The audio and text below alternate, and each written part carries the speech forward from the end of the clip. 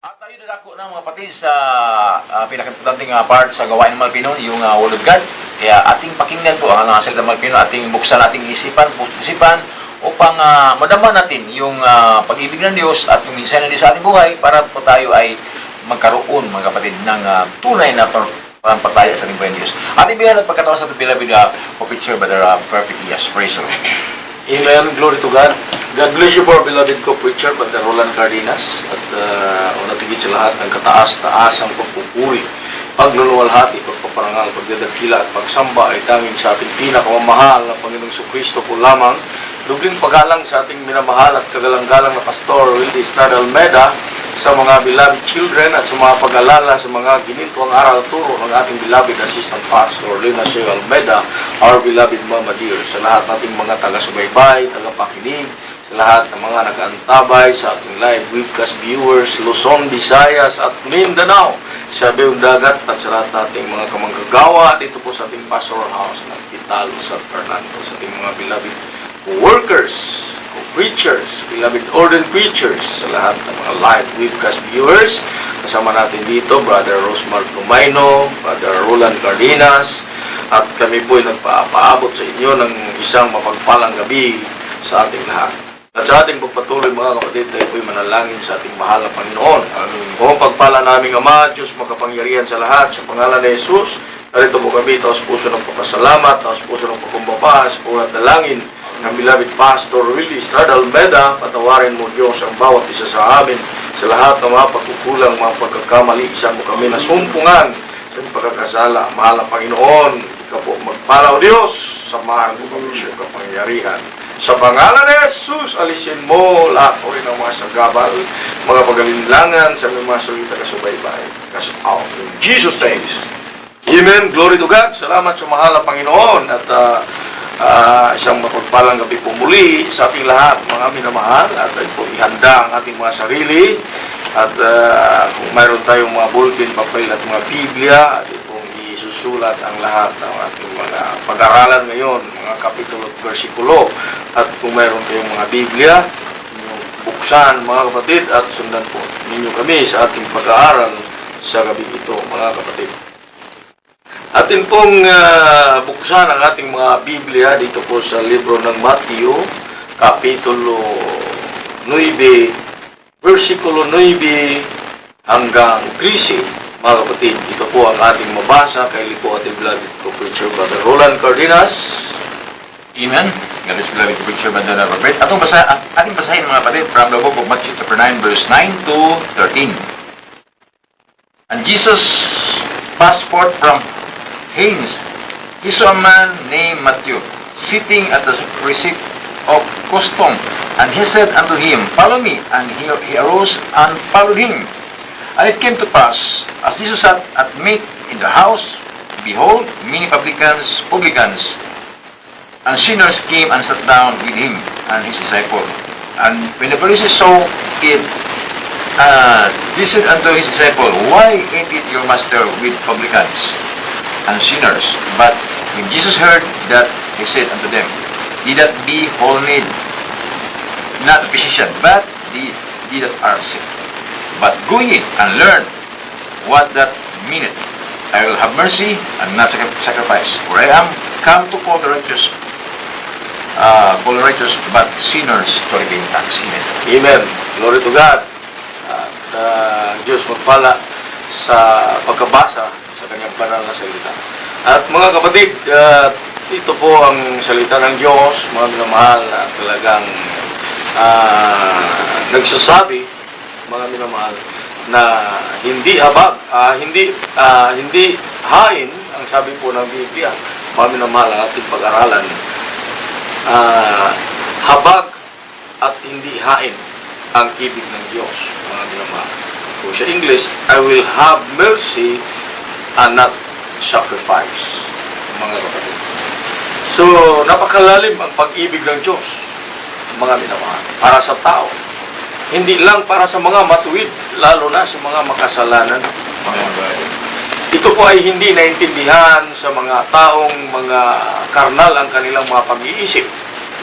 Dahil sa pag-akala nila na si Kristo ay sumasalo sa mga taong mga makasalanan at maniningil ang buwis, sa tingin nila ay si Kristo ay makasalanan na rin, mga minamahal.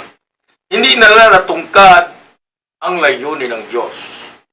Kung bakit siya ay pumunta at pumaroon sa mga tao na mga makasalanan at mga maniningil ng buwis, mga minamahal. Hindi ibig sabihin na si Kristo ay pumunta at sumasalo sa mga taong makasalanan at na siya ay sumali na sa kanilang mga masasamang gawain. Ang ibig ng Diyos, mga minamahal, para sila'y maahon mula sa pagkakasala tungo sa buhay na matuwid sa harap ng ating mahal na Panginoon, mga kapatid. Ang sabi po ng banal na kasulatan, mga minamahal, habag ang ibig ko at hindi hain, mga minamahal. So, nung unang panahon, pag sila'y mayroong balak gawin para sa mahal na Panginoon, sila'y magkatay ng hayop, mga minamahal, at kanilang susunugin, mga kapatid, para may pakita sa Diyos ang kanilang hain, mga minamahal, para sa ating dakilang Diyos. Pero sa panahon natin ngayon, mga minamahal, ang sabi ng Biblia, habag ang ibig ko at hindi hain. Kung sabaga sa Bisaya, kaluoy ang iyang gusto dili halad, mga minamahal. Ha? Ang sabi ng banal na kasulatan, mga kapatid, habang sinasabihan ng mga Parisiyo ang mga alagad ng Panginoon, kahit siya'y nandun sa malayo, narinig pa rin sila ng ating dakilang Diyos. Kung anong kanilang binubulong, kung anong kanilang mga sinasabi, mga minamahal. Ang sabi ng Panginoon sa kanila, mga kapatid, ang mga may sakit lamang ang nangangailangan ng manggagamot. Hindi yung mga walang sakit, mga minamahal. Ang pagkasabi ng ating dakilang Diyos talagang kailangan unawain sa espiritual na mga pag-uunawa. Dahil maraming mga tao na hindi nakaintindi, hindi nakaunawa sa mga espiritual na mga kapamaraanan ng Diyos. Kung bakit sinasabi niya na ang mga may sakit lamang ang nangangailangan ng mga manggagamot. Totoo naman, mga minamahal. Pag wala tayong karamdaman, hindi tayo humahanap ng gamot or manggagamot, kundi yun lamang mga taong may mga sakit at may karamdaman, mga minamahal. Bakit hanapin natin ang manggagamot? Bakit hanapin natin ang gamot? Wala naman tayong mga sakit, wala naman tayong karamdaman. So, totoo ang sinasabi ng ating mahal na Panginoon. So, ano bang koneksyon sa ating paglilingkod? Sa espiritual na bagay, mga minamahal, kailangan nating unawain at intindihin ang sinasabi ng Diyos, mga kapatid. Hindi lahat ng tao nangangailangan ng gamot. Hindi lahat ng tao nangangailangan ng manggagamot. Bakit? Hindi lahat ng tao ay nagkakasakit. Hindi lahat ng tao may karamdaman, mga minamahal. Pero, sabihin ko sa inyo, mga minamahal, kung hindi lahat ng tao nagkakasakit sa physical, isang siguradong bagay, ang lahat ng tao ay nagkakasakit sa karamdamang espiritual. Right. So kung tayo may karamdamang espiritual, mga minamahal, hindi doktor, hindi albularyo, hindi manggagamot ang kinakailangan nating hanapin at lunas sa ating espiritual na karamdaman, kundi walang iba ang magbigay lunas, ang Diyos lamang. Right. Dahil siya lang po ang may kapangyarihan na makapagpatawad sa ating mga pagkakasala. Siya lamang ang may kapangyarihan na makapagbago sa buhay ng tao. Na kahit gaano pa kaitim, kapula ang ating mga pagkakasala, kahit isang barko pa ang ating mga pagkakasala, mga kapatid, lahat ay kayang patatawarin ng Diyos dahil siya ang Diyos na makapangyarihan sa lahat. Ang sabi ng Biblia, mga minamahal, bakit tayo ay nangangailangan ng Diyos? Dahil lahat tayo ay nagkakasala. Walang isang matuwid sa harap ng Diyos. Mapabata man o mapamatanda, mga minamahal. Walang isang matuwid sa harap ng Diyos, mga minamahal. Lahat tayo ay nagkakasala. So, kailangan nating hanapin ang lunas para tayo ay gumagaling sa ating espiritual na karamdaman. Walang ibang lunas, walang ibang makapagbigay, kundi ang Diyos lamang. Right. Ito po ang katunayan, mga kapatid. Dito po sa Roma, Kapitulo 3, versikulo 10, mga kapatid, walang matuwid kahit isa. Lahat tayo ay nagkakasala, mga kapatid. Kaya po. Romans, from the book of Romans chapter 3 verse 10, as it is written, there is none righteous, no, not one. Gaya ng nasusulat, walang matuwid. Wala kahit isa. Walang matuwid sa harap ng Diyos. Mga minamahal. Lahat tayo ay nagkakasala. Kahit pa naman, wala tayong karamdamang pisikal. Kailangan nating hanapin ang dakilang manggagamot. Ang dakilang manggagamot. Bakit sinasabi natin dakilang manggagamot? Walang makakapantay sa kapangyarihan ng Diyos. Right. Dahil magawa niya lahat ng bagay. Kaya niyang pagalingin lahat ng uri at lahat ng klaseng karamdaman, pisikal, maliban na lang sa mga itinakda. Mga kapatid, na kahit anong panalangin pa natin, pag sila'y tinakda na ng mahal na Panginoon na papuntahin doon sa kanyang kaharian at tanggapin nila ang gantimpala ng Diyos, mga minamahal, so wala tayong magagawa. Kundi tanggapin natin ang kalooban ng Diyos. Dahil yan na, mga minamahal, ang kanilang misyon sa buhay dito sa lupa ay tapos na. Pero sa mga hindi pa naitakda, mga kapatid, kahit gaano pa kalaki, kagrabe, kalala, yung karamdaman natin physically, ay kayang pagalingin ng Diyos. Cancer, leukemia, TB, diabetes, sakit na wala ng kagalingan ng medisina, tulad ng testimony, mga kapatid, beloved co-preacher po natin, na talagang grabe ang kanyang karamdaman, ang kanyang kabiyak. Talagang wala ng kagalingan sa medisina.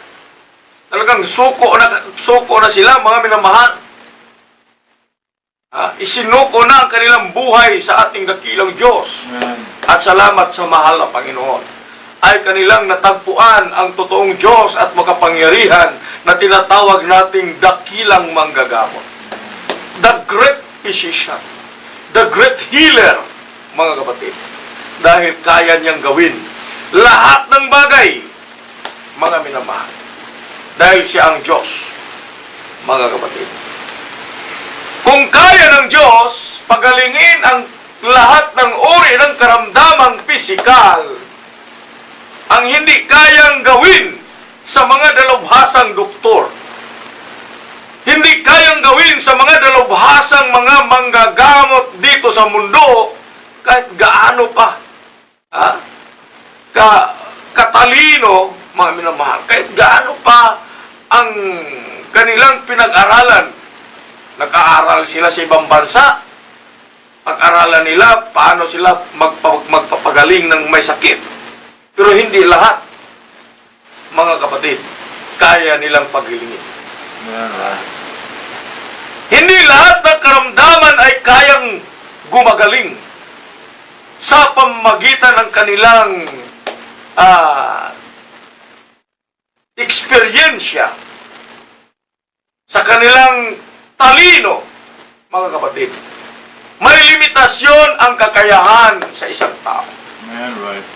Kung ikumpara sa ating dakilang Diyos, na siyang dakilang manggagamot na kaya niyang pagalingin lahat ng karamdaman maliban na lamang sa mga itinakda. Mga minamahal, ang sabi po, mga kapatid, lahat ng tao ay nakasala at walang matuwid sa harap ng Diyos. Ito po ang karamdaman na hindi kayang pagalingin sa lahat ng mga dalubhasang manggagamot dito sa mundo. Dito sa sanglibutan, mga kapatid, ang pagpagaling sa espiritual na karamdaman. Yung buhay natin, mga kapatid, na nasalusak ng pagkakasala. Walang doktor na makapagresita sa isang tao pag mayroong pumunta sa klinik, maghingi ng payo kung paano tanggalin ang kanilang bisyo, paninigarilyo, pambababae, pangdadrugs, paglalasing, pagnanakaw. Ang kanilang pagkakasala, mga kapatid, hindi kayang bigyang lunas sa mga dalubhasang doktor dito sa sanglibutan.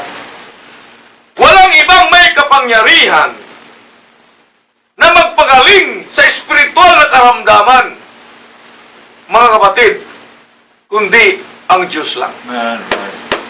Dahil kung hindi tayo gumaling sa ating espiritual na karamdaman, mga kapatid, talagang ang ating kaluluwa ay nakaatang sa kadagat-dagatang apoy doon sa impyerno. Ang lahat ng tao ay nagkakasala at walang nakakaabot sa kaluwalhatian ng Diyos. Dito po sa Roma, Kapitulo 3, versikulo 23. From the book of Romans chapter 3, verse 23. Ating basahin. Sabi ng Biblia, for all have sinned and come short of the glory of God. Amen. Amen. Sapagkat lahat ay nagkakasala at hindi nangakaabot sa kaluwalhatian ng Diyos. Mga minamahal. Walang tao, mga kapatid, na may kakayahan paano baguhin ang kanyang buhay. Walang taong kayang magpapatawad sa kasalanan ng isang tao. So walang doktor na kayang pagalingin ang espiritual na karamdaman. Ang Diyos lamang ang makagawa, mga kapatid. Siya lamang ang lunas sa ating napakabigat at napakalubhang karamdaman na ating dinadala. Mga kapatid, wala ka mang karamdamang pisikal, mga minamahal.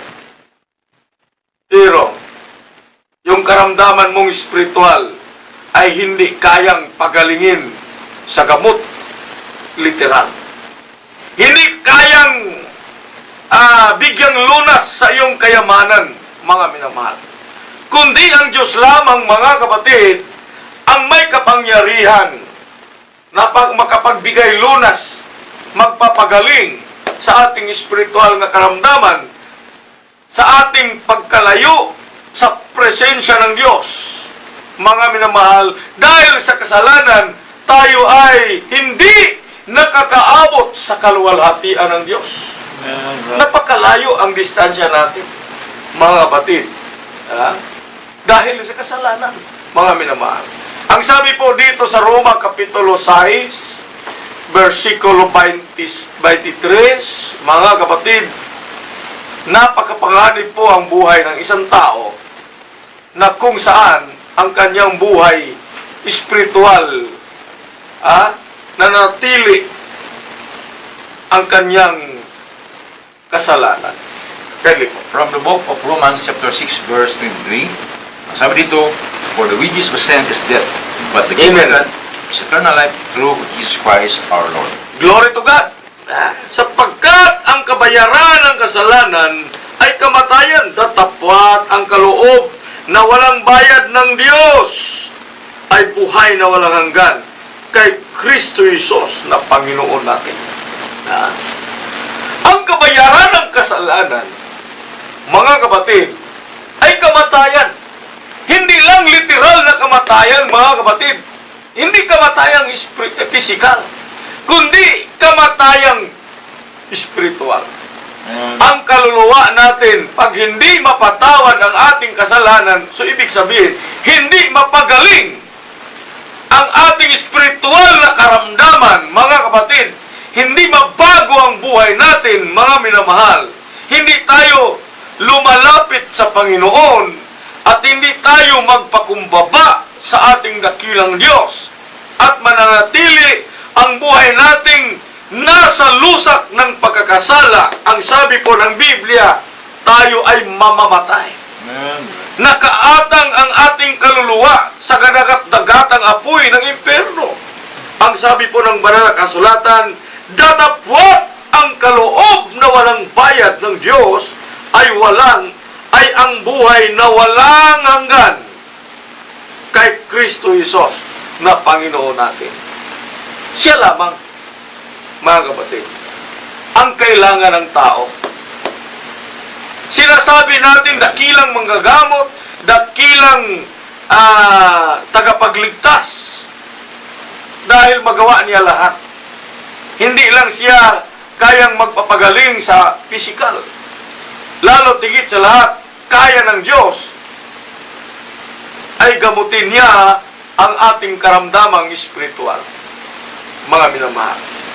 Dahil ang sabi ng banal na kasulatan, ang tao na kay Kristo ay bagong linalang na. Right.